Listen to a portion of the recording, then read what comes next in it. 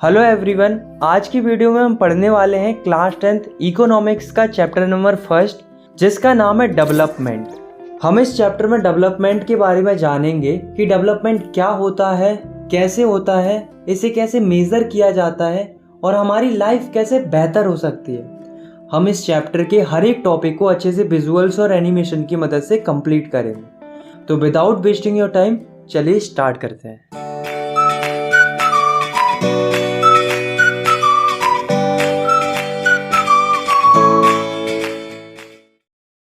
What development promises different pupils different goals। सबसे पहले हम बात करते हैं डेवलपमेंट की। डेवलपमेंट का मतलब होता है विकास। अब दोस्तों, आप मुझे ये बताओ कि आपके हिसाब से डेवलपमेंट क्या है। तो आप में से कई सारे लोग कहेंगे कि बिल्डिंग्स का बनना डेवलपमेंट है, रोड्स बनना डेवलपमेंट है, रेलवेज बनना डेवलपमेंट है, अच्छे स्कूल्स होना डेवलपमेंट है, हॉस्पिटल्स होना डेवलपमेंट है। तो सबके दिमाग में अलग अलग थॉट्स आएंगे डेवलपमेंट से रिलेटेड। लेकिन अगर मैं आपसे कहूँ कि डेवलपमेंट को एक सिंगल लाइन में डिफाइन करो तो कैसे करोगे? देखो, हम लिखेंगे the betterment of anything is called development. मतलब किसी चीज़ का पहले से बेहतर हो जाना डेवलपमेंट कहलाता है। आए समझ में? अब दोस्तों, अलग अलग लोगों के जो डेवलपमेंटल गोल्स होते हैं वे अलग अलग होते हैं। फॉर एग्जाम्पल, एक किसान है तो वो क्या चाहता है? वो चाहता है कि उसकी जो फसल है उसका उससे ज़्यादा से ज़्यादा दाम मिले, यानी कि वो उसका डेवलपमेंटल गोल है। सिमिलरली, एक मजदूर है तो वो क्या चाहता है? वो चाहता है कि उसे एक दिन की ज़्यादा से ज़्यादा मजदूरी मिले, तो वो उसका डेवलपमेंटल गोल है। जैसे मान लो एक लड़का है, उसे कार चाहिए तो कार उसके लिए एक डेवलपमेंटल गोल है। एक लड़की है, उसे सिंगर बनना है तो सिंगर बनना उसके लिए डेवलपमेंटल गोल है। तो यहाँ से हमें क्या पता चला कि अलग अलग लोगों के जो डेवलपमेंटल गोल्स होते हैं वे अलग अलग होते हैं, यानी कि different pupils can have different developmental goals।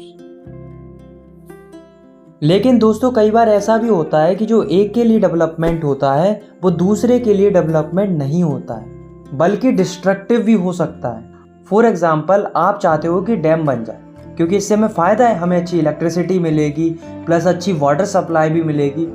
लेकिन दोस्तों, जो वहाँ की ट्राइबल पॉपुलेशन है उनके लिए ये अच्छा नहीं है, क्योंकि अगर डैम बनता है तो उन्हें तो अपनी पोजीशन छोड़नी पड़ेगी और उन्हें कहीं और शिफ्ट होना पड़ेगा। तो यही मैं आपको बताना चाहता हूँ कि जो एक के लिए डेवलपमेंट होता है वो ज़रूरी नहीं है कि वो दूसरे के लिए भी डेवलपमेंट ही हो, बल्कि नुकसानदायक भी हो सकता है, जैसा कि हमने इस एग्जाम्पल में भी देखा। तो हम लिख सकते हैं, what may be development for one may not be development for other, it may be destructive. Next topic है हमारा इनकम एंड अदर गोल्स। दोस्तों, आज के समय में सबके अलग अलग गोल्स हैं, लेकिन सब में एक चीज़ कॉमन है, सबको पैसा जरूर चाहिए। एक किसान है, उसको अपनी फसलों का अच्छा दाम चाहिए। एक मजदूर है, उसे एक दिन की ज़्यादा से ज़्यादा मजदूरी चाहिए। एक बिजनेसमैन है तो उसे ज़्यादा से ज़्यादा प्रॉफिट चाहिए। अगर मैं साफ साफ शब्दों में कहूँ तो एवरीबॉडी वांट्स मोर इनकम, या हम कह सकते हैं एवरीबॉडी वांट्स मोर मनी। सबको पैसा जरूर चाहिए। लेकिन दोस्तों, ये एक रियलिटी है कि पैसा ही सब कुछ नहीं होता। ऐसा मैं क्यों कह रहा हूँ, इसके पीछे रीज़न है। देखो, इस दुनिया में दो तरह के गोल्स होते हैं। एक होते हैं मटेरियलिस्टिक गोल्स, जिन्हें हम पैसों से खरीद सकते हैं, जैसे कि घर, कार, क्लॉथ्स, फ्रिज। तो ये मटेरियलिस्टिक गोल्स होते हैं। दूसरे होते हैं नॉन मटेरियलिस्टिक गोल्स, जिन्हें हम पैसों से नहीं खरीद सकते, जैसे कि equality, freedom, friendship, love, security, respect. तो ये नॉन मटेरियलिस्टिक गोल्स होते हैं। तो कहने का मतलब ये है कि इंसानों के डेवलपमेंट के लिए पैसा ही सब कुछ नहीं होता, बल्कि उसके साथ साथ लोगों को इन सब की भी ज़रूरत होती है। जैसे मान लो एक व्यक्ति है, उसकी एक बाहर की कंट्री में जॉब लग गई, उसे खूब पैसा मिल रहा है, वो अच्छा खासा कमा भी रहा है, लेकिन वहाँ पर उसके साथ डिस्क्रिमिनेशन हो रहा है, यानी कि उसे इक्वालिटी नहीं मिल रही है, जॉब सिक्योरिटी नहीं मिल रही है, रिस्पेक्ट नहीं मिल रही है। अब आप खुद ही सोचो कि क्या वो अपने आप को डेवलप्ड फील कर पाएगा? नहीं ना। तो यही मैं आपको बताना चाहता हूँ कि money is not enough for development. मतलब पैसा काफ़ी नहीं है डेवलपमेंट के लिए। In fact, for proper development people look at on both materialistic goals as well as non materialistic. मतलब अगर प्रॉपर डेवलपमेंट करना है तो इंसानों को दोनों को देखना पड़ेगा, मटेरियलिस्टिक गोल्स को भी और नॉन मटेरियलिस्टिक गोल्स को। आए समझ में? और आपने एक और चीज़ नोटिस की कि जो हमारा टॉपिक था इनकम एंड अदर गोल्स, वो भी हमें यही बताना चाह रहा है कि इनकम तो ज़रूरी है ही, लेकिन उसके साथ साथ अदर गोल्स भी ज़रूरी होते हैं। National development. दोस्तों अभी तक हमने जो पढ़ा वो पर्टिकुलर एक व्यक्ति के लिए था। हमने ये जाना कि डेवलपमेंट का मतलब एक व्यक्ति के हिसाब से क्या होता है, लेकिन इस टॉपिक में हम जानेंगे कि पूरे नेशन का डेवलपमेंट कैसे होता है, मतलब पूरी कंट्री का डेवलपमेंट कैसे होता है। तो यहाँ पर भी लोगों के अलग अलग थॉट्स होते हैं। कुछ लोग कहते हैं कि देश का डेवलपमेंट तब होगा जब देश की सड़कें अच्छी होंगी। कुछ लोग कहते हैं कि देश का डेवलपमेंट तब होगा जब हेल्थ सेक्टर इम्प्रूव करेगा। कुछ लोग कहते हैं कि देश का डेवलपमेंट तब होगा जब एजुकेशन सिस्टम इम्प्रूव करेगा। कुछ लोग तो ये भी कहते हैं कि देश का डेवलपमेंट तब होगा जब पेट्रोल का दाम कम हो। तो कहने का मतलब ये है कि जिस प्रकार लोगों के डेवलपमेंटल गोल्स अलग अलग हो सकते हैं, ठीक उसी प्रकार नेशन के डेवलपमेंट के प्रति भी लोगों की अलग अलग धारणाएं हो सकती हैं। यानी कि हम लिख सकते हैं different people could have different notions toward national development. और जब लोगों के अलग अलग विचार होंगे तो वो कॉन्फ्लिक्टिंग भी हो सकते हैं। आए समझ में? इसलिए जब भी कुछ किया जाता है डेवलपमेंट के लिए तो ये ध्यान रखा जाता है कि उससे ज़्यादा से ज़्यादा लोगों का फ़ायदा हो और नुकसान की गुंजाइश कम से कम हो। अब दोस्तों ये तो हम जानते हैं कि देश का विकास होना नेशनल डेवलपमेंट होता है, पर नेशनल डेवलपमेंट को डिफाइन कैसे करेंगे, इसकी एक्चुअल डेफिनेशन क्या होगी? देखो, तो the ability of the country to improve the living standard of its citizens is called national development. मतलब जब देश के नागरिकों का लिविंग स्टैंडर्ड इम्प्रूव होगा तब हम कहेंगे कि नेशनल डेवलपमेंट हो रहा है।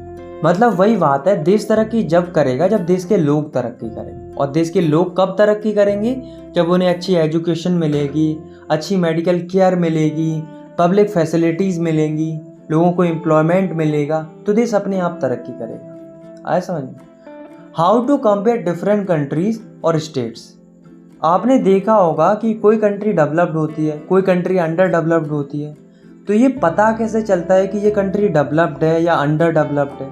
तो ये हम पता करते हैं इनकम के बेसिस पर। मतलब कोई कंट्री कितना कमाती है, इस आधार पर हम कंपेयर करते हैं कि वो कंट्री डेवलप्ड है या नहीं है। जिस कंट्री की जितनी ज़्यादा इनकम होगी वो कंट्री उतनी ही ज़्यादा डेवलप्ड होगी। तो हम लिख सकते हैं for comparing countries their income is considered to be one of the most important attributes. तो यहाँ पर ध्यान देना, मैंने क्या बोला? One of the most important attribute. मतलब इनकम जो है वो one of the most important attribute है कंट्रीज को कंपेयर करने की। इसके अलावा भी बहुत सारे होते हैं जिन्हें हम आगे डिस्कस करेंगे। तो जब भी कंट्रीज को कंपेयर किया जाता है तो सबसे पहले देखी जाती है उसकी इनकम। वो भी कौन सी इनकम? पर कैपिटा इनकम, जिसे हम एवरेज इनकम भी कहते हैं। तो क्या होती है ये पर कैपिटा इनकम? तो पर कैपिटा इनकम का मतलब होता है कि देश में रहने वाला प्रत्येक व्यक्ति एवरेज कितने पैसे कमाता है एक साल के अंदर। तो इसको निकालने का एक सिंपल सा फॉर्मूला होता है कंट्री की टोटल इनकम अपॉन कंट्री की टोटल पॉपुलेशन।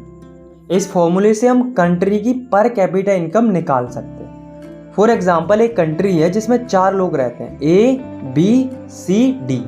ए 3 रुपये कमाता है, बी 7 रुपये कमाता है, सी 2 रुपये कमाता है और डी 4 रुपये कमाता है। अब आपको इस कंट्री की पर कैपिटा इनकम निकालनी, तो कैसे निकालेंगे?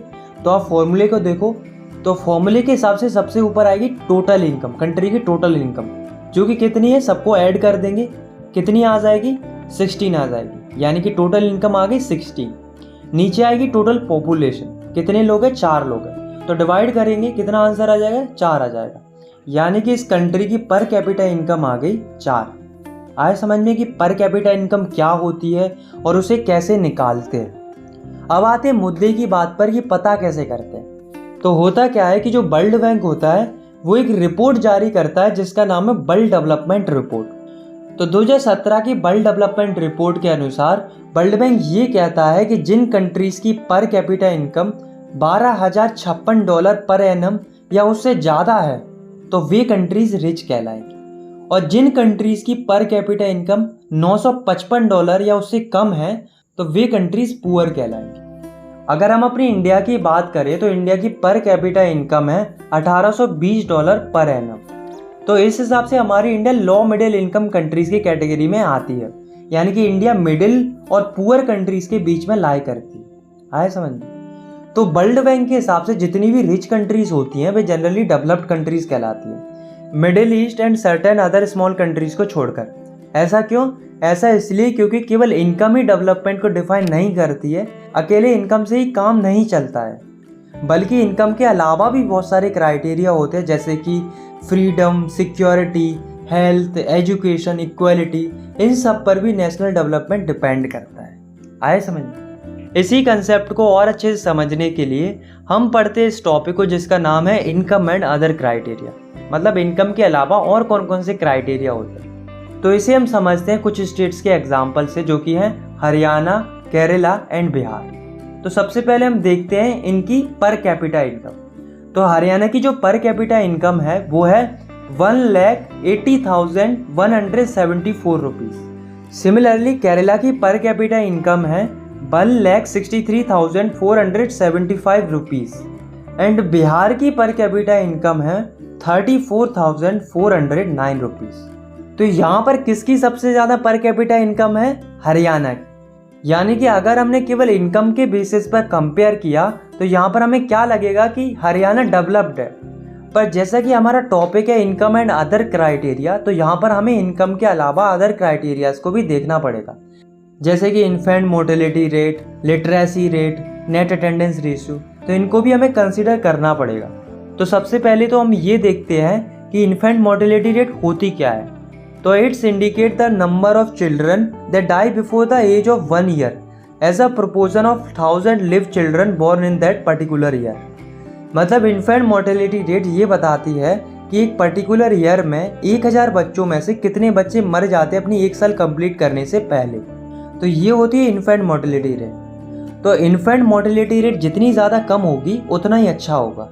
तो हरियाणा की इन्फेंट मोर्टेलिटी रेट है 30, केरला की है 10 और बिहार की है 35।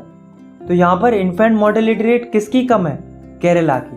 तो इसका मतलब क्या है कि केरला इस फील्ड में इन दोनों से आगे है। अब देखते हैं लिटरेसी रेट को। तो लिटरेसी रेट का मतलब होता है the proportion of literate people in 7 and above as group. मतलब 7 या उससे ज़्यादा एज ग्रुप के कितने लोग पढ़े लिखे हैं। तो हरियाणा में लिटरेसी रेट है 82, मतलब 82% लोग पढ़े लिखे हैं। केरला की लिटरेसी रेट है 94, यानी कि 94% लोग पढ़े लिखे हैं केरला के। और बिहार की लिटरेसी रेट है 62, यानी कि बिहार में 62% ही लोग पढ़े लिखे हैं। तो यहाँ पे हमें क्या पता चला कि जितनी ज़्यादा लिटरेसी रेट उतनी ही ज़्यादा पढ़े लिखे लोग। तो यहाँ पर सबसे अच्छी लिटरेसी रेट किसकी है? केरला की। अब देखते हैं नेट अटेंडेंस रेशियो को। तो ये क्या होता है देखो।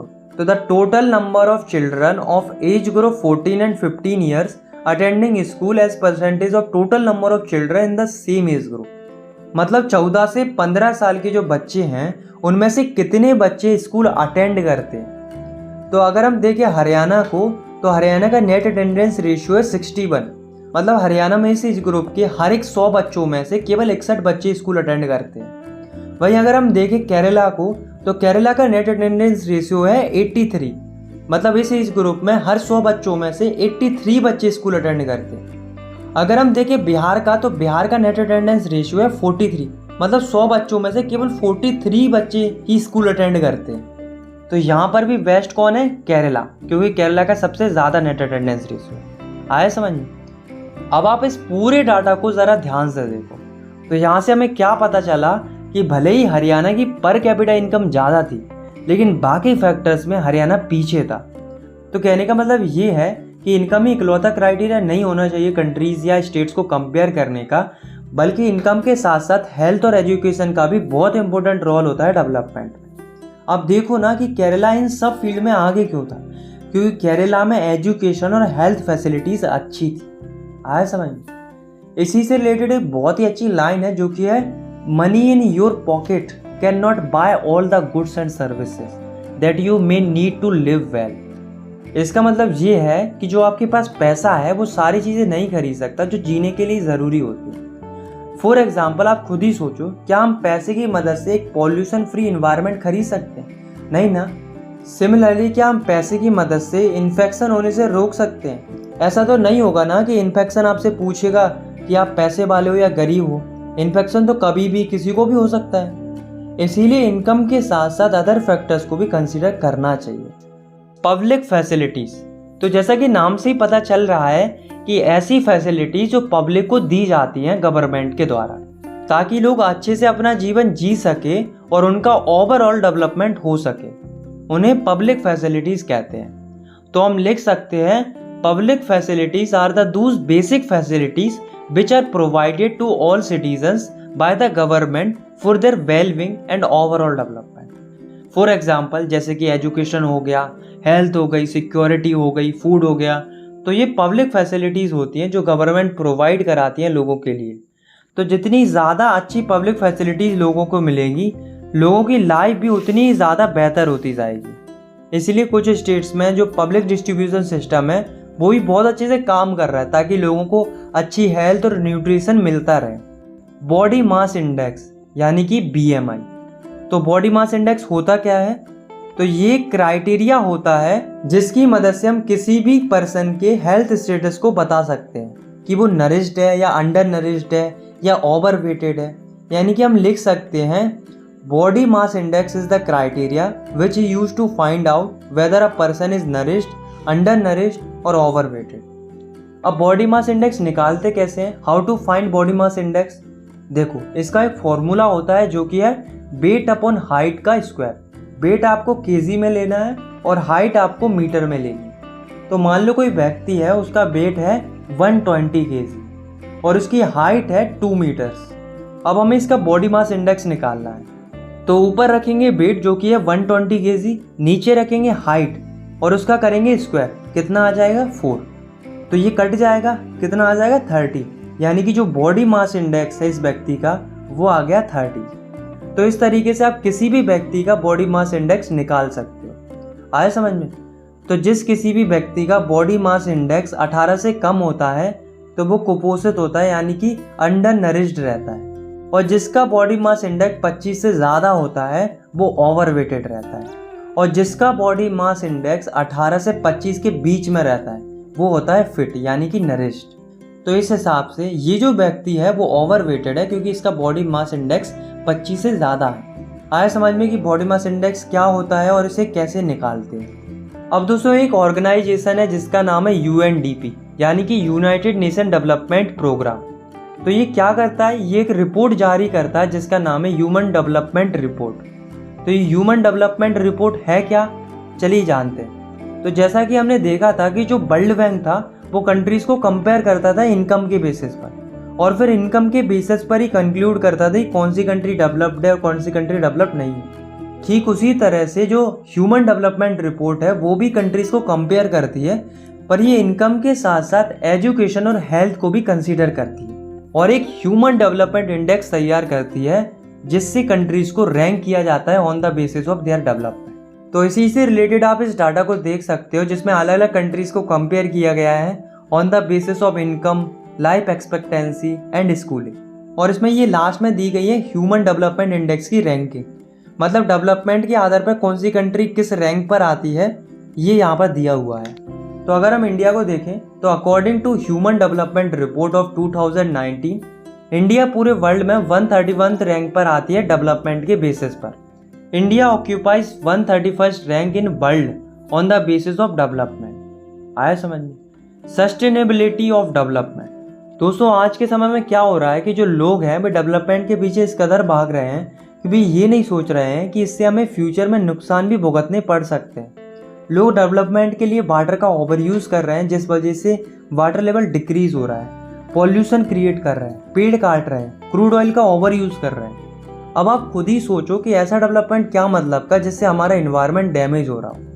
दोस्तों, किसी रिपोर्ट में ये बताया गया है कि अगर लोग इसी रेट से क्रूड ऑयल का इस्तेमाल करते रहे तो आने वाले लगभग 50-60 सालों में रिजर्व क्रूड ऑयल ख़त्म हो जाएगा।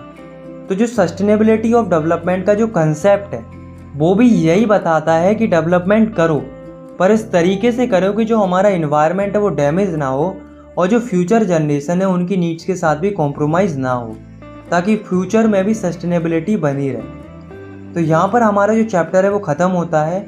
आई होप आपको ये वीडियो पसंद आई होगी। अगर आपको ये वीडियो पसंद आई तो आप इस वीडियो को लाइक कर सकते हो और चाहो तो आप इस चैनल को सब्सक्राइब भी कर सकते हो क्लास 10th की वीडियोस आगे देखने के लिए। बाकी मिलते हैं नेक्स्ट वीडियो में, तब तक के लिए टेक केयर, बाय बाय। और हाँ, नेक्स्ट वीडियो में हम कंप्लीट करेंगे हिस्ट्री के सेकंड चैप्टर को जिसका नाम है नेशनलिज्म इन इंडिया। तो stay updated with sunlight study.